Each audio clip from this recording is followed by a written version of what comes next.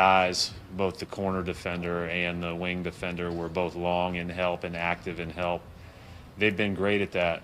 You're not going to attack them one-on-one, let alone one-on-three. And so we just all have to do a better job of moving the ball and getting to where we want to go. And we talked a lot about that today, and there's no question that, you know, the last two games specifically, our offense has been way too stagnant to the game.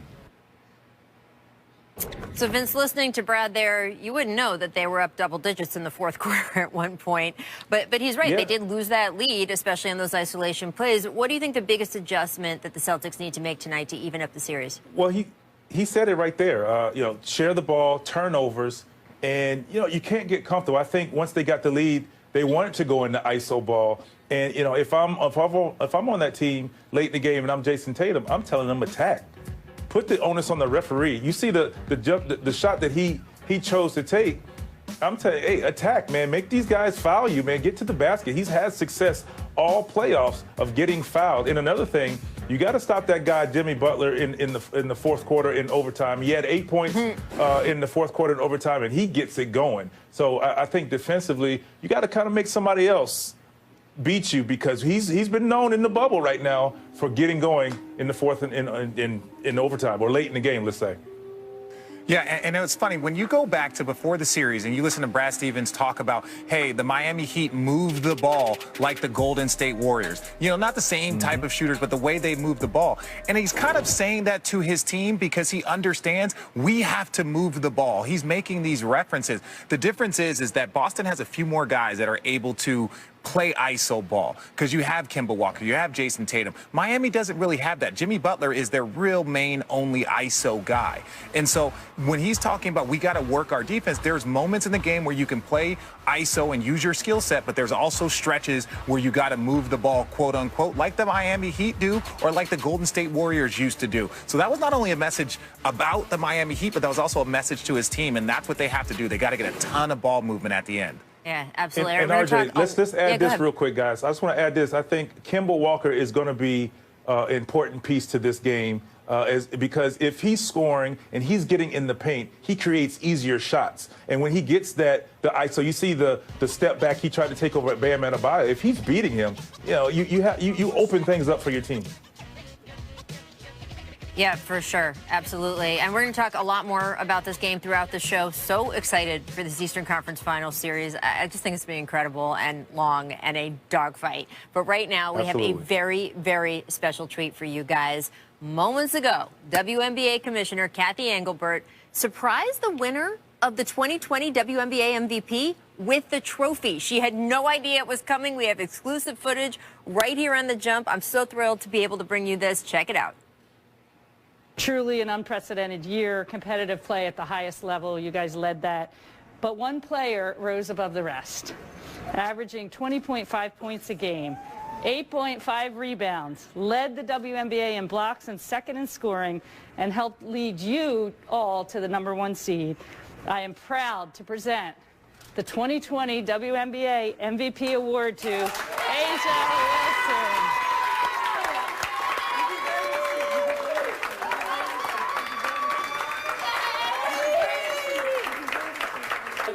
Congratulations. Congratulations. Watch out, it's heavy. Congratulations. You can't tweet anything, but you got MVP. Where's your mom?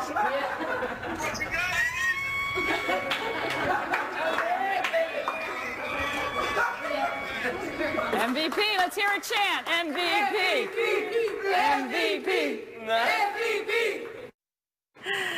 And now we welcome in the MVP herself, Miss A'ja Wilson of the Las Vegas Aces. Congratulations, not only on this incredible award and moment in your career, but also that was an incredible scene, the surprise with the commissioner. What was that like?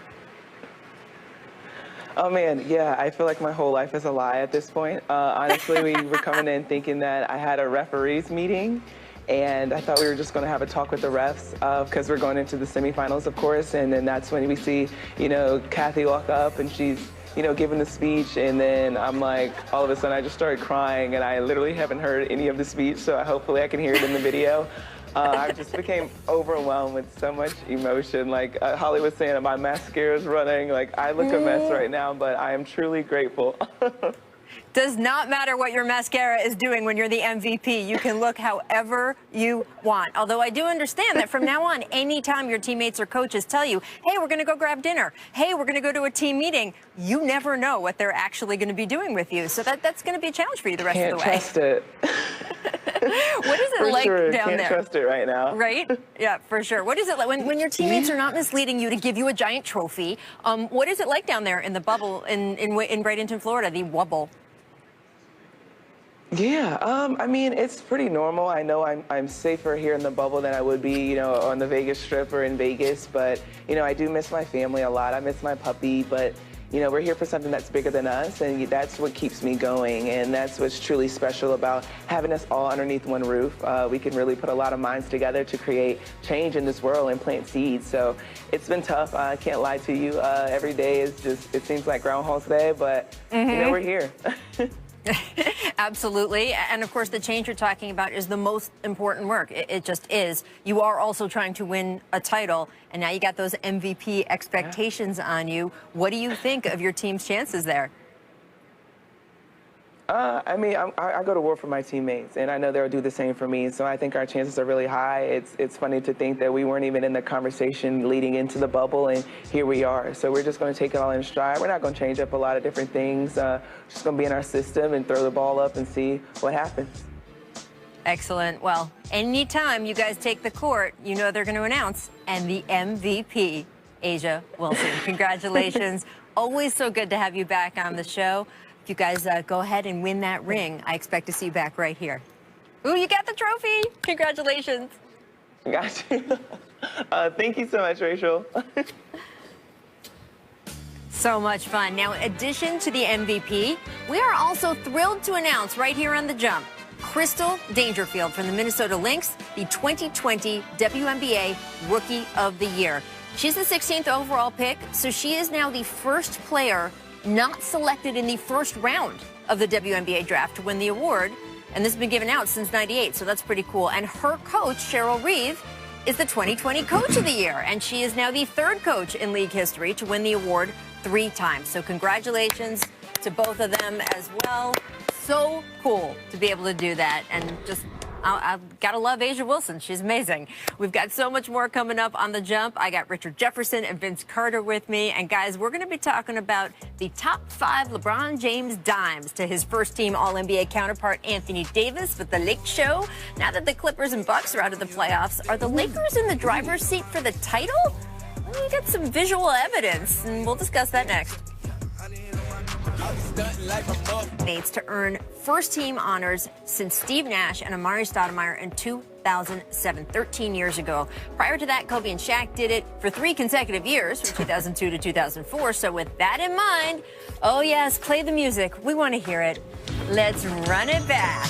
Oh yeah, LeBron's top 5 dimes to Anthony Davis. Now it's been back and forth with 7 lead changes. Look at AD Sky to get that pass. Wow. Well, I tell you, he's long to begin with, but it just looks like he can go up an extra length. Look how long he is. Look at LeBron looking at him and saying, I see you. That's going to miss, but McGee's going to give them an extra 14. The lob to AD. Well, I tell you, AD is showing off a bit. That was a 2-hand flush behind the head. Behind the head. Davis 6 for 7. It's a 3 by Antetokounmpo, and it's picked up by LeBron. Down court, Anthony Davis. Sledgehammer at the other end, out racing Antetokounmpo. 7-point game, 2 minutes to play. Triple-double for LeBron, number 6 this season. They've turned it over quite a bit here in the second. Alley-oop, and Davis throws it down. Ball and hit him into the face after it went through. Pick and roll, diving to the hoop. Looks like it's out of reach, but look at the length of Anthony Davis, the ability to catch and finish over the contested hand of Ben Simmons. Hope James with a great tap to AD. The Lakers punishing the Heat on the glass. The inability to finish the possession, the lack of size against this extraordinary length is killing them. Ooh, those guys look dangerous. I want to preview the Western Conference Finals. Hey, I tell you what, that second one looked like you, RJ. No, well, the little reverse joint. Yeah. That was your go-to. We all have scrapbooks. I'm so excited for the next few weeks. We're just going to start running those Nets highlights back and back and back in the two of you. It's going to be so much fun. All right, I do want to preview the Western Conference Finals tip-off on Friday on TNT. The Lakers handled the Rockets in 5 games. And they're going to have 6 days of rest, guys, between the end of their last series and the start of the next. Now, when the playoffs started, most had the Lakers, Clippers, and Bucks in sort of this top tier above the rest of the league. But 2 of those teams have gotten bounced in the second round. So does that mean the Lakers are in the driver's seat to win the title now, Vince? Yes, I mean, they are in the driver's seat. I mean, it's obvious. We felt that if it wasn't the Clippers, it would be the Lakers. But at the same time, this is not going to be a cakewalk. This is not going to be a cakewalk in this series. And if they get past this series, Miami or Boston is going to give them a challenge as well. Not saying they won't win it, but this is not a cakewalk. And, you know, I like what the Lakers have done. They took care of business and made sure it's like, hey, you guys want us to play the Clippers? We're going to do what we need to do, and we're waiting. But it didn't happen. But now they're playing against a Denver Nuggets team that is very confident and believes in themselves. And look out. I think, hey, let me say this also. 6 games, minimum. This is going to go 6 games minimum. So I have the Nuggets in 7, and I haven't changed that. And this is why. You look at this Laker defense that has been so dominant. And the thing about the Laker defense is in the first round, right? If you can double team Dame and you're passing it off to Nurkic, and then there's a variety of shooters, but that's your goal. Second round, you're guarding James Harden. You double team him. You force Russell Westbrook and other players to beat you. The problem is if you double team Jamal Murray that just had a 40 ball and has had 50, 50, 40 in this postseason, you're throwing it to Nurkic. And now he's throwing no-look backdoor passes. He's throwing shots out to open three-pointers. He has his own floater. He can post up a small. So that's why the Denver Nuggets have been so good, is because you can't double team him, you can't double team Jamal Murray, and then if you do, you're passing it to the best big man in basketball that can dominate you from a variety of ways. So I still think the Denver Nuggets are a problem that the Lakers have not seen, and I think that's why they have a chance to win this thing in 7. Well, look, if you look at the Nikola Jokic issue, I want you guys to take a listen to Frank Vogel here. He broke down what he's seen this postseason from Jokic. Take a listen real quick. Yeah, Joker is one of the most unique players in the world, and one of the most unique players ever to play the center position in this league. You know, what he's able to do, he basically can hurt you in all ways. He can hurt you at the three-point line, in the pocket, playing the 4-on-3 game in the post, and obviously with his passing, which you know, they understand his abilities up there, passing the basketball and do a great job speed cutting through the lane. So that is the matchup so many people are going to be watching, the Joker against the Lakers front line. How do you see that shaking out, Richard? Well, I think Joker's going to get, you know, everything that he wants because of the way that Jamal Murray is playing right now, and he's drawing so much attention. It's raised the level of Jokic. And look, so many times we're like, well, how are they going to guard LeBron? How are they going to guard AD? Well, the bigger question in this series to me is not LeBron or AD or even Jamal Murray. It's really about Jokic, because Jokic can do all the things offensively that we have not seen from a center before. So that's going to be the question, is how in this series, how Jokic is guarded and how dominant he can be with the Laker defense. And I want to add to that, with that, you can put Jokic, like you said, anywhere on the floor. I think the keys to this game, one of the keys is Jokic. Does he dominate that matchup, or does AD? And like you said, when you double team Jokic, he has a lot of shooters, and he has that guy Jamal Murray. The question for me with the Lakers are the shooting, the three-point shooting. If you go double team LeBron, if you go double team AD, now the thing is, they were 11th in the playoffs right now in shooting, in three-point shooting. That's a question. You got to hit shots. And if I'm Denver, I'm going to make, if we're going to lose a series, we're going to lose it because someone else that wasn't named LeBron James or Anthony Davis beat us. Yeah, and you can't do that with Jokic. You can't make someone other than Jokic beat you, because that's how he beats you, by creating open shots for other players. But let me ask you, Vince, about what you're saying about LeBron and AD. Normally you can say on some of LeBron's past teams, especially once Kyrie left Cleveland, no offense, Richard Jefferson, if we don't let LeBron beat us, who else is going to beat us on that team? On this team, can you really isolate and say we're not going to let LeBron or AD beat you?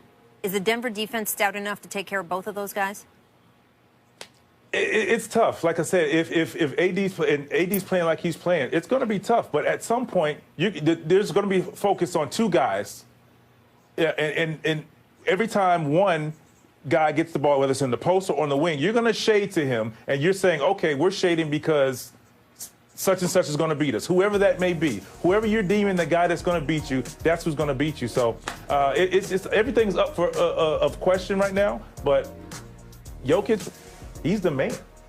Yeah, no, he is the man. There's not much to say. But look, Anthony Davis, the one good thing is because of Anthony Davis, because of JaVale McGee, because of Dwight Howard in the post, and that's why I don't think we're going to see him in the post very, very much. Because in the post, these guys can just guard him one-on-one. Yeah. They can guard him, and you have guys that can move around with them. They're not like big stiffs. They're not like Nurkic or somebody like that, or Steven Adams that would be having to chase him around. So you can keep these huge, versatile bigs that the Lakers have. So they're going to keep him on the perimeter. He's going to be on the perimeter. He's going to be at the elbows, because now he can pick you apart and play one-on-one. That's why he's such a matchup problem. RJ, he's no little man down there. He's no little man down there. And if he gets to working down there, you got to live with him on the block. No, agree. Yeah, exactly. But if he's getting comfortable and he's scoring on your bigs, he gets the right in foul trouble.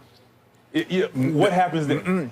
You're living with that. This is why you're living with that. AD, you wanted to be Defensive Player of the Year. You were upset about that. Go show it. Dwight Howard, you're a multi-time Defensive Player of the Year, albeit you're not in your prime. You got to go deal with that. We're not going to double team. You're going to take those lumps, or you're going to prove that you're a great defensive team. It's going to be so good. You want to put AD in foul trouble? Well, I just hopefully that AD gets him in foul trouble. Down in the series, later on in the series, but not in the beginning. You don't want him in foul trouble. No. You don't want AD in foul trouble. I agree. I do agree with both of you. It's going to be a long and good series. So is the East. Coming up, you guys are going to see my interview with Miami Heat forward Bam Adebayo, who made the game-saving block to win Game 1. After the break, Richard and Vince will also share their most memorable blocks from. I don't need statistics to tell me that was a damn good block at the end of the game. All right, so Richard, what were some of yours? The eye test. Oh, the eye test, yes. My favorite block. What was your favorite block of your career? And you can because Kendrick Perkins, this is the block right here. Oh, look, here they we were go. the tie. Look at that left hand. Look at that standard definition too. That's not even in HD, ladies and gentlemen. That's how long ago. I had to duck. Took out Big Boy Billups right there. Woo! Look at that. Watch me hype. Hey, we hyped in Detroit. You came Vince, you have to understand. Out of nowhere too, big boy. Yeah, man. I was tracking them down. They weren't paying attention to me. You have to understand, Vince, that Richard feels some kind of way because yesterday on the show, Kendrick Perkins said, I'm a shot blocker. Richard, you wouldn't know because you didn't block shots. And not true. I played center at Moon Valley High School in Phoenix. Yeah. High school clips. I mean, I've witnessed you block some shots, so I can support you on that one. Thank you, man. We got a good man on the show now. Finally, somebody I can relate to, VC. Finally. My man. Vince, what was your favorite career block? Well, I've had a few that I've enjoyed, but as I've gotten older, one of my favorites was my good guy, Dirk Nowitzki, thinking that because we've been in the league that long that he could dunk on me. Together. Yeah. And I saw him trying to dunk on me. Stop it. He did what? Man, please. Oh, get that. Well, first of all, what was the probability block on that? Hey, it was 100%. 100% I'm blocking that. Because he got his jump shot blocked first. He got it back, and then he took the steps I was like, he's going to try to block it. But the wonderful thing about this is going into the timeout, he looks at me, he's like, yo, you fouled me. Wasn't a foul. Dirk's one of the funniest dudes of all time. Yeah, absolutely. Absolutely. Amazing. All right, guys. Well, speaking of blocks, I mentioned that Bam Adebayo block, and I sat down with him to discuss the reaction to that game-saving block, how Jimmy Butler is a teammate and a coffee salesman, and just the rest of the Eastern Conference Finals. Take a look. Tatum out front. Clock at 7. Working against Butler, got downhill, couldn't punch it. Bam says, get it out of here. That's why he's the heart and soul of our team, right there on the defensive end. He does everything for us. We love him for that. We appreciate him. I know that I damn sure do. Let us talk about the block. I mean, even you have to acknowledge, I know you're pretty humble, but if you were going to rate that 1 to 10? Definitely 10. And the strength of it, too, that was with your offhand. And Jason Tatum's not a small guy, and he was fully cocked with his hand and basically in the cylinder. What did that take for you to do that? Well, 2 of my fingers actually went numb. You serious? Yeah, because, I mean, when it was just like a big clap, and 2 of my fingers went numb. The block got a lot of attention around the world. Magic Johnson tweeted that it was the best defensive play he has ever seen in the playoffs, and he's seen a few things. The man played with Kareem Abdul-Jabbar. What did that mean to you when you heard that? It meant a lot, coming from Magic, obviously, and just acknowledging my play. Do you have a friend or your mom or someone that you were like, Magic, is there someone else on the team? You said, I did it to Jimmy, and Goran was still in the room. And I was like, yo, did y'all hear the Magic comment? And then Jimmy kind of blew it off, but whatever. Please.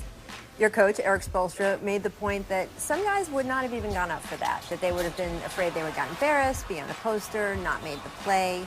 What's your mindset in moments like that fear doesn't enter your mind? During that moment, it's the playoffs. We were already in overtime, and you can clearly tell nobody wanted to go into the second overtime. So at that point, you just full out effort. Give us your body. That's kind of been our saying in the bubble world. Like, just sacrifice your body for your teammates. And we all done it, and it was my turn. Well, Jimmy Butler says you are the heart and soul of the team. For a third-year player that, by the way, has Jimmy Butler on it, that is quite a statement. What do you think when you hear that? Great credit. You know, he sees how hard I work, my work ethic, and, you know, I want this team to be better. I hold myself to a high standard. Well, you mentioned your work ethic. I know where your work ethic comes from. You have a mom who made sure you had everything. She was raising you by herself in a trailer. And you took a picture of that trailer and you had it as the background on your phone for a while. I know you had a picture taped in your locker. You write the address sometimes on your shoes. Mm-hmm. What are you trying to remind yourself with that? Just where I come from. You know, I came from nothing to get here, literally. So, and it always takes me back when I write it on my shoe, or when I have a shoe and I think about it. It just takes me back to those memories of how I was living before I became the 14th pick in the draft, and just really just thinking about it and all the hard work I went through and the ups and downs with my mom. You know, it's just been a whirlwind. Before you became the guy that Magic Johnson's tweeting about. Yeah, that guy. That guy. That guy. Jimmy Butler isn't just mentoring you, he's also providing you with coffee. He has started a coffee business in the bubble. He says he's charging $20 a cup. Does he charge you, his teammate, $20? Yes, but I don't drink coffee, so okay. He's not getting my money. He's getting some of my teammates' money. He's not getting my money. I wanted to be part owner. See, people don't know that. And? I wanted to be part owner, and he told me no because I didn't know how to make coffee. Well, I mean, what were you bringing to the table, honestly? Shout outs. This face, you could have been the face of the brand. I could have been the face of Big Face Coffee. Right, you could have been the face, because he's looking a little scraggly these days. Yeah, like. Let's not kid ourselves. Right? It's whatever, though. It's okay, cool. All right. So what are you going to pull out of your hat next? After you've done the block, now what? Oh, I don't know. I didn't know I was going to do that. So, but I don't know. The playoffs are meant for great players to make plays, so keep making plays. Who knows what he will do next? Thank you so much, Bam, for joining the show. To give you an idea of his defensive impact, the Celtics were 0 for 5 when contested by Bam in the fourth quarter and overtime, including, of course, the block. That is some excellent rim protection. As for the Eastern Conference Finals, Vince, which roster would you rather have? The Heat with Bam Adebayo, Jimmy Butler, and their young shooters, or the Boston Celtics? Well, we look at the organizations today. what are they looking for? They're trying to go younger and younger and younger. And I think the Boston Celtics have an array of young guys that are attractive. You look at Tatum, you look at Kemba, and on down the line. I mean, there's so many. Tatum, Brown. Look at this. Who I'm missing? Somebody else. Oh, Gordon Hayward. They have so many guys that you can build around that I think right now is just that is the attractive. I mean, even Marcus Smart. I mean, I was gonna say, don't forget just Marcus Smart. You can just go on and on and on and on. I mean, you just have so many pieces at every position and that play multiple positions that any coach would love to coach this team. Yeah, no, I agree with Vince, but this is my thing. If Gordon Hayward were playing, if Gordon Hayward were healthy, I think it would be the Boston Celtics. And even still, it's close. But right now, you have the Miami Heat with a fully healthy roster. They got Kendrick Nunn back. You've got the shooters in Duncan Robinson and Tyler Hero, who is balling. You added Jay Crowder, Andre Iguodala, even Kelly Olynyk. You look at this group, and they are too deep at every single position. That's what I really, really like about this team. And so without Gordon Hayward, it's the Miami Heat.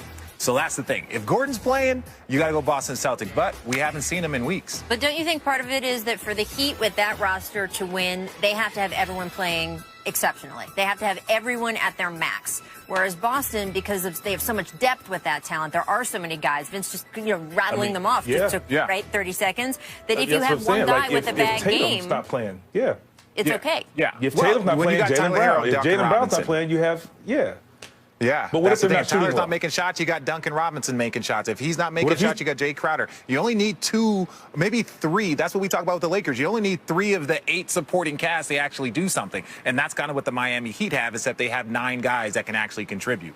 Well, it's very close, right? It's very close. That's why this is going to be such a good Eastern Conference Finals.